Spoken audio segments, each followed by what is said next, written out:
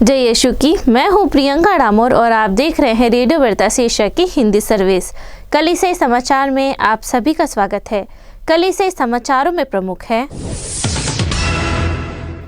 Pope Francis ने 2025 के लिए कार्लो एकर्टिस और पियर जॉर्जियो फ्रेसाती को संत घोषित करने की घोषणा की। धर्मसभा मॉडल की छानबीन करने विंसेंशन परिवार रोम में एकत्र हुआ। मणिपुर में हिंसा बढ़ने से 6 लोगों की मौत। कलीसिया ने स्मॉग से प्रभावित दिल्ली में स्कूलों को बंद करने का समर्थन किया। हिंदू और ईसाई कलाकारों ने सेंट फ्रांसिस जेवियर की विरासत का जश्न मनाया। प्रेरितिक नुनशियो ने धर्मसभा जीवन के लिए स्वदेशी ज्ञान पर प्रकाश डाला। केरल में भूमि विवाद को सुलझाने के लिए कैथोलिक और मुस्लिम नेताओं की बैठक। सेंट फ्रांसिस जेवियर चर्च की पैदल तीर्थ यात्रा आस्थाओं को जोड़ती है। तूतीकोरिन धर्म प्रांत ने पूरे भारत में गुड फ्राइडे पर शराबबंदी का आह्वान किया। उत्तर बंगाल विश्वविद्यालय ने शिक्षा के अंतर्राष्ट्रीयकरण पर चर्चा की। अब जानते समाचार विस्तार से। पोप फ्रांसिस ने 2025 के लिए कार्लो एकर्टिस और पियर जियोर्जे फ्रेसाती को संत घोषित करने की घोषणा की। 20 नवंबर को सेंट पीटर स्क्वायर में अपने साप्ताहिक आम दर्शन के दौरान पोप फ्रांसिस ने विश्व बाल दिवस के साथ एक ऐतिहासिक घोषणा की। धन्य कार्लो एकर्टिस और धन्य पियर जियोर्ज फ्रेसाती को संत घोषित किया गया।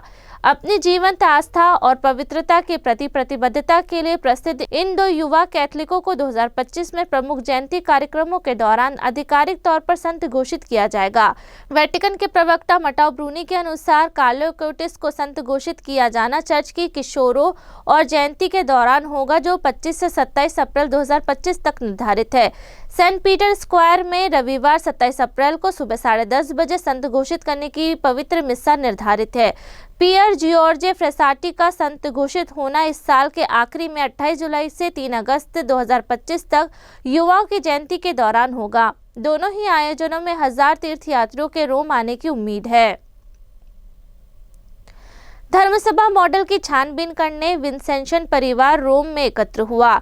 विंसेंशन परिवार के सदस्य रोम में अपने दूसरे महासभा के लिए एकत्र हुए हैं, जिसका उद्देश्य विंसेंशन करिश्मा के माध्यम से धर्मसभा को जीवंत बनाना था। विंसेंशन परिवार का दूसरा सम्मेलन गुरुवार 14 नवंबर को शुरू हुआ, जिसमें विंसेंशन करिश्मा की समृद्धि का जश्न मनाया गया, जिसका विषय था आग को जलाए रखना, विंसेंशन धर्मसभा में काम करना। यह एक वैश्विक कार्यक्रम दुनिया भर के उन लोगों और धर्म समाजों को एकजुट करता है जो सन विंसेंट डी पॉल के करिश्मे को जीते हैं। यह कार्यक्रम होटल कासा त्रानोई और घियोन थिएटर में आयोजित किया गया और 17 नवंबर को संत पेत्रुस महागिरजाघर में पवित्र मिस्सा समारोह के साथ समाप्त हुआ।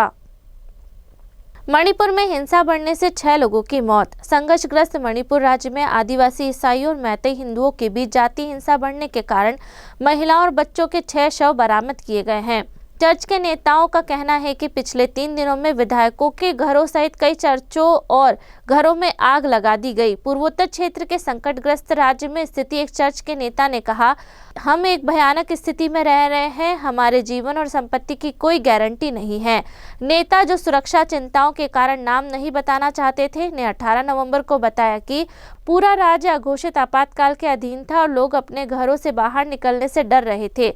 मुख्यमंत्री एन बीरेन सिंह ने 18 नवंबर को एक आपातकालीन बैठक बुलाई, क्योंकि राज्य के विभिन्न हिस्सों में हिंसा और आगजनी जारी रही और उनकी सरकार के गठबंधन सहयोगी नेशनल पीपुल्स पार्टी के 7 विधायकों ने सरकार से अपना समर्थन वापस ले लिया। कलीसिया में स्मॉग से प्रभावित दिल्ली में स्कूलों को बंद करने का समर्थन किया।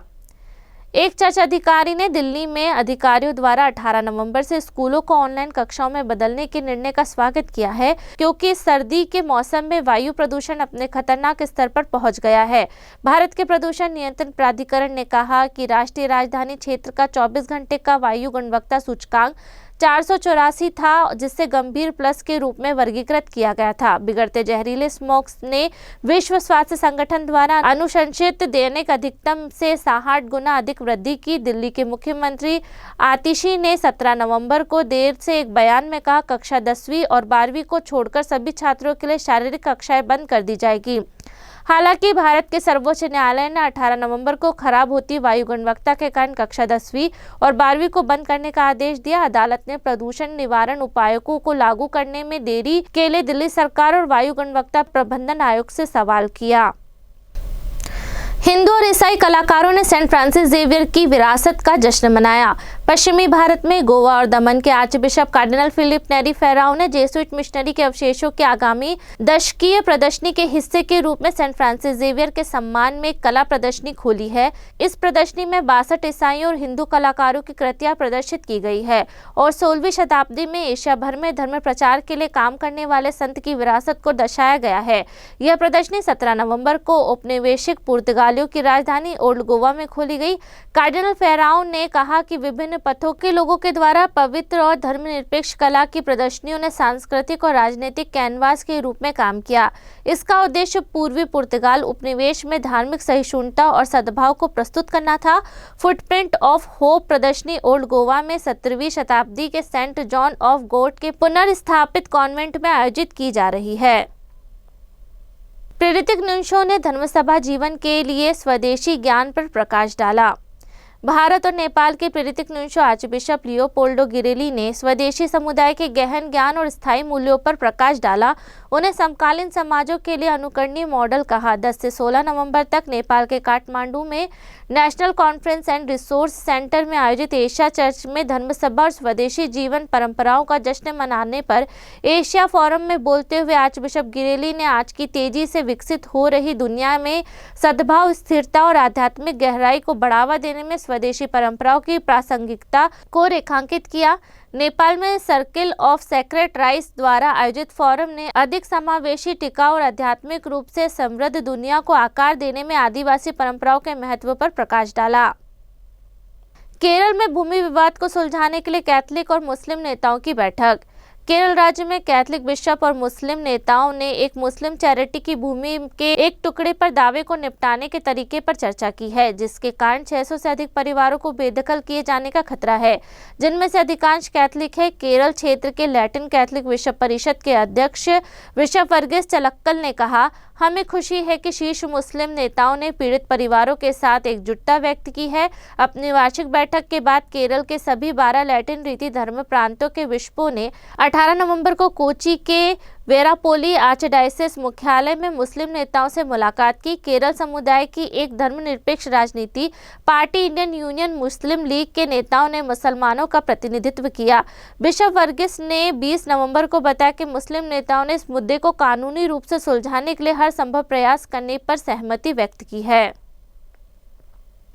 सेंट फ्रांसिस जेवियर चर्च की पैदल तीर्थ यात्रा आस्थाओं को जोड़ती है। गोवा में सेंट फ्रांसिस जेवियर के अवशेषों की 10 साल में एक बार होने वाली प्रदर्शनी के करीब आने पर सैकड़ों ईसाई, हिंदू और मुसलमानों के साथ मिलकर जेसुइट मिशनरी के सम्मान में पैदल तीर्थ यात्रा करने जा रहे हैं। तीर्थयात्रियों का उद्देश्य 16वीं सदी के स्पेनिश संत के अवशेषों की पूजा करना है, जो पुर्तगालीन शासित भारत के पूर्व राजधानी ओल्ड गोवा में 21 नवंबर से 45 दिनों के लिए प्रदर्शित किए जाएंगे। अवशेषों को रखने वाले चांदी के ताबूत को बेसिलिका ऑफ बॉम जीसस में उसके विश्राम स्थल से ले जाया जाएगा और लगभग 450 मीटर दूर से कैथेड्रल में रखा जाएगा। हर साल 3 दिसंबर को सेंट फ्रांसिस जेवियर पर्व के आसपास सैकड़ों तीर्थयात्री पड़ोसी धर्म प्रांत से 100 से 250 किलोमीटर दूरी तय करके एशिया भर में अपने सुसमाचार प्रचार मिशन का श्रेय पाने वाले संत को श्रद्धांजलि देने के लिए आते हैं। तुतिकोरिन धर्म प्रांत ने पूरे भारत में गुड फ्राइडे पर शराबबंदी का आह्वान किया। बिशप ए स्टीफन के नेतृत्व में तुतिकोरिन के कैथोलिक धर्म प्रांत ने गुड फ्राइडे पर पूरे देश में शराब की दुकानें बंद करने का आह्वान दोहराया है, जो ईसाइयों के लिए पवित्र दिन है। यह अपील हाल ही में तमिलनाडु के उप मुख्यमंत्री माननीय उदयनिधि स्टालिन को प्रस्तुत की गई। धार्मिक भावनाओं और नैतिक मूल्यों के सम्मान की वकालत करने वाले एक सदी पुराने आंदोलन का हिस्सा है। विकार जनरल फादर रवि बालन और फादर जयंत ड्रेग्रेस के नेतृत्व में एक प्रतिनिधिमंडल ने इस पहल की ऐतिहासिक नींव पर प्रकाश डाला। इसकी शुरुआत 1922 में हुई थी, जब प्रसिद्ध समाज सुधारक सर्वेंट ऑफ गॉड एंथनी सुसेनेथर ने मधुविलुक्कु सोडालिटी शुरू किया था। इस अग्रणी अभियान ने स्थानीय समुदाय के साथ गहरी प्रतिनिधि की और यह सामाजिक कल्याण और नैतिक सुधार के लिए चर्च की स्थायी प्रतिबद्धता का प्रतीक बना हुआ है। उत्तर बंगाल विश्वविद्यालय ने शिक्षा के अंतर्राष्ट्रीयकरण पर चर्चा की। भारत द्वारा 2023-24 शैक्षणिक वर्ष के लिए अमेरिकी और अंतर्राष्ट्रीय छात्रों के अग्रणी स्रोत के रूप में अपनी स्थिति को पुनः प्राप्त करने के मद्देनजर उत्तर बंगाल विश्वविद्यालय सिलीगुड़ी ने 19 नवंबर को सेलेशन फादर प्रोफेसर जॉर्ज थडातिल द्वारा शिक्षा के अंतर्राष्ट्रीयकरण के क्षेत्र में यात्रा पर एक व्याख्यान आयोजित किया। बौद्धिक रूप से उत्तेजक कार्यक्रम ने 3 पूर्व कुलपति, संकाय, शोधकर्ता और छात्रों सहित विविध दर्शकों को आकर्षित किया, जिन्होंने वैश्वीकृत शिक्षा में निहित चुनौतियों और अवसरों के बारे में गहन अंतर्दृष्टि प्रदान की। अपने मुख्य भाषण में फादर प्रोफेसर थडातिल ने शिक्षा में अंतर्राष्ट्रीयकरण के उभरते आयामों की वाकपटुता से खोज की और क्रॉस सांस्कृतिक सहयोग और वैश्विक ज्ञान विनिमय से उत्पन्न अवसरों पर गहन चर्चा की। उन्होंने स्थानीय पहचान और स्वायत्तता खोने के संभावित जोखिमों के प्रति आगाह करने में संकोच नहीं किया। इसी के साथ कलीसिया समाचार समाप्त हुए। अगली बार फिर मुलाकात होगी नई खबरों के साथ। नमस्कार। रेडियो वेरितास एशिया आपके लिए लेकर आए हैं RVA mobile app. RVA mobile app पर हमारे विभिन्न प्रकार के कार्यक्रमों का लाभ लें, हमसे जुड़े और एशियाई ईसाईयत की आवाज का हिस्सा बने। आज ही ऐप स्टोर एवं प्ले स्टोर से RVA मोबाइल ऐप डाउनलोड करें।